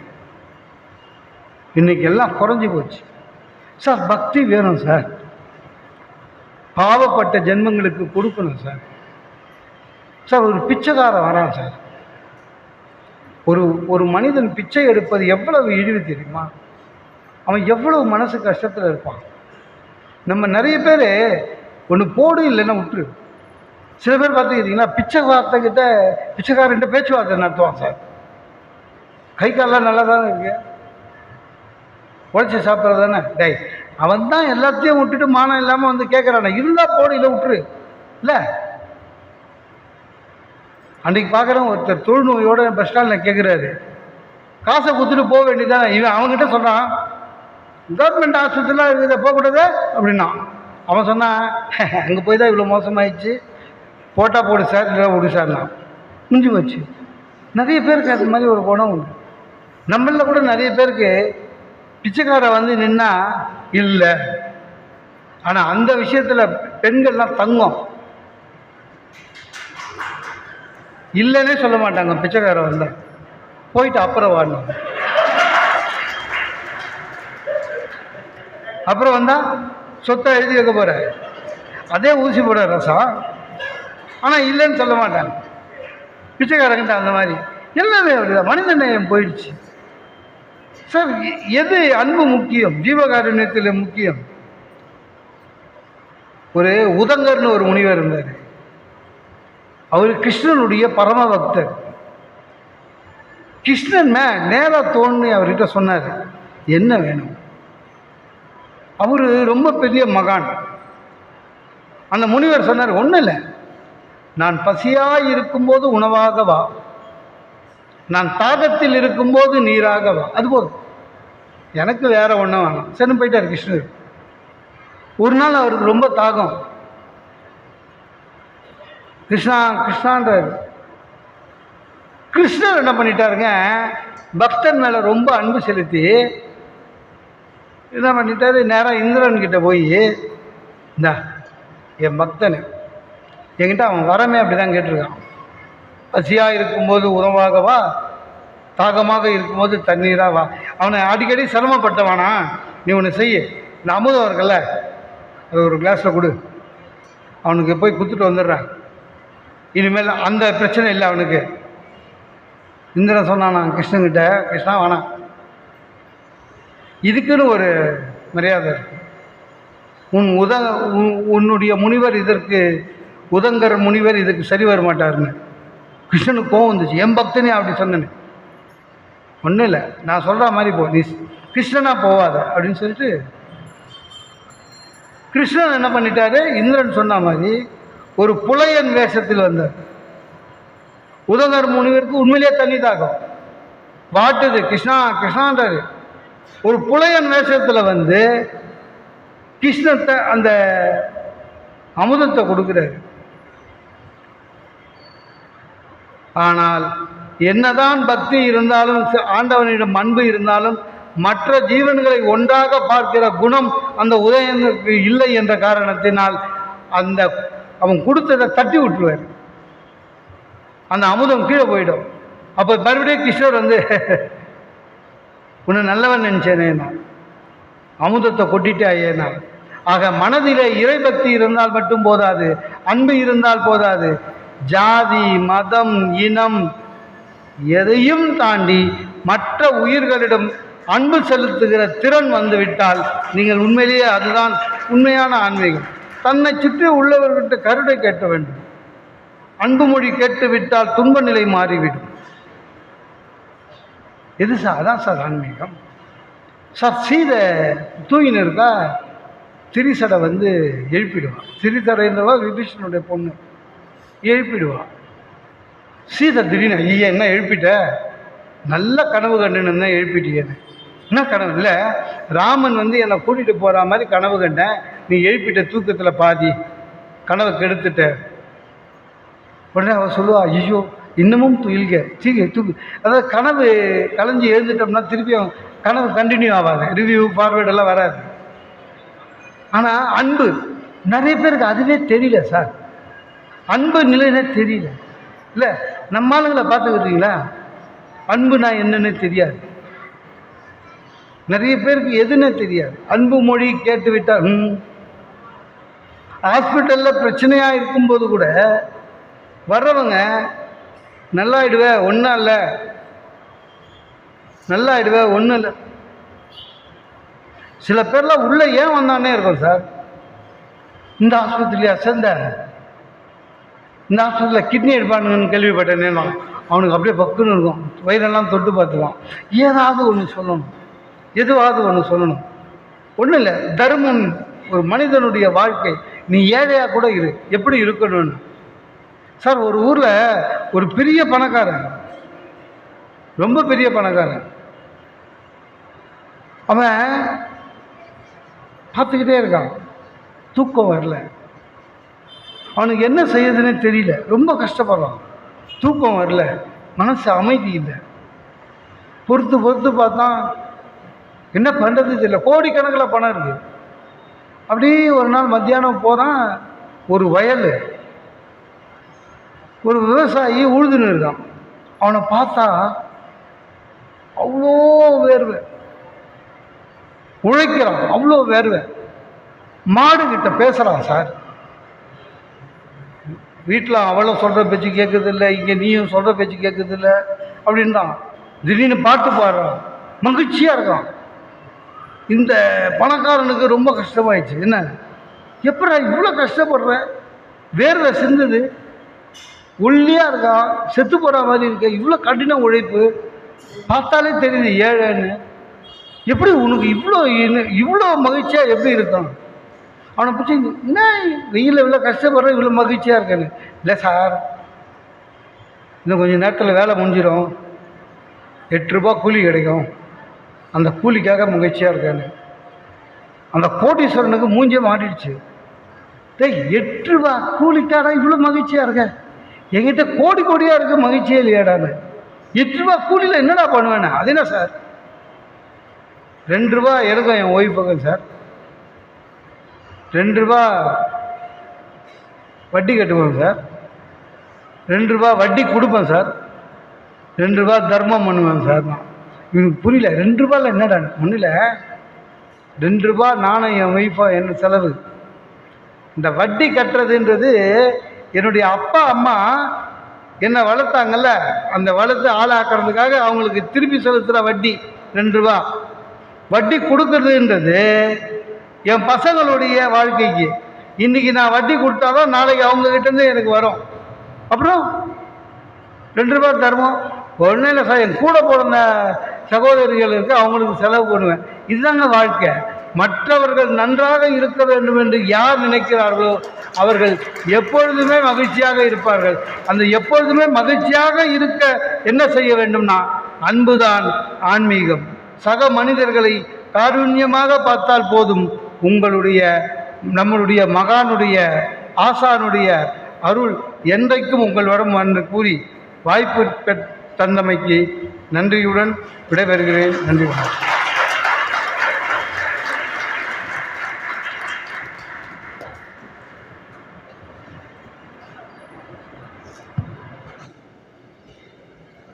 அன்பர்கள் தயவுசெய்து கலைய வேண்டாம், நிகழ்ச்சி இன்னும் முடியவில்லை. தயவுசெய்து அமருமாறு கேட்டுக்கொள்கின்றேன். அன்பின் வழியது உயிர்நிலை அகுதில்லார் என்புதோல் போர்த்த உடம்பு. அன்பு இல்லாத மனிதன் பிணத்துக்கு சமம்னு நம்முடைய வள்ளுவ கடவுள் சொல்கிறாங்க. அந்த அடிப்படையாக கொண்டு இங்கே பல கருத்துக்களை தனக்கே உரிய நகைச்சுவை பாணியில் நம்மிடையே உரையாற்றிய திரு மோகனசுந்தரம் ஐயா அவர்களுக்கு நம்முடைய கரவொலியை எழுப்பி மீண்டும் ஒரு கரவொலி எழுப்பி நம்முடைய நன்றியையும் பாராட்டுதலையும் தெரிவிக்குமாறு கேட்டுக்கொள்கின்றேன். அடுத்து நம்முடைய ஜீவா அவர்கள் பாட இருக்கின்றார்கள். ஒரு மனிதன் எவ்வாறு